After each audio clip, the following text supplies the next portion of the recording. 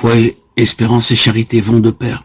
L'espérance sera signe en pratique dans la vertu de patience, qui ne fait pas défaut dans le bien, pas même face à l'échec apparent, et dans celle d'humilité, qui accepte le mystère de Dieu, et qui lui fait confiance, même dans l'obscurité.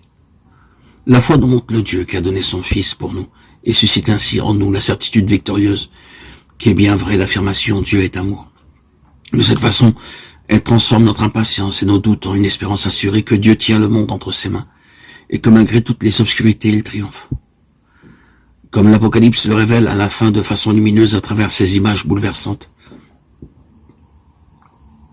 La foi qui prend conscience de l'amour de Dieu, qui s'est révélé dans le cœur transpercé de Jésus sur la croix, suscite à son tour l'amour. Il est la lumière.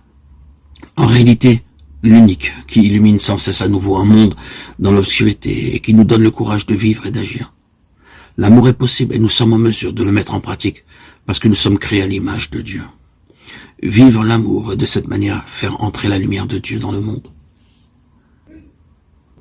Celui qui demeure dans l'amour demeure en Dieu et Dieu en lui. 1 Jean 4, 16.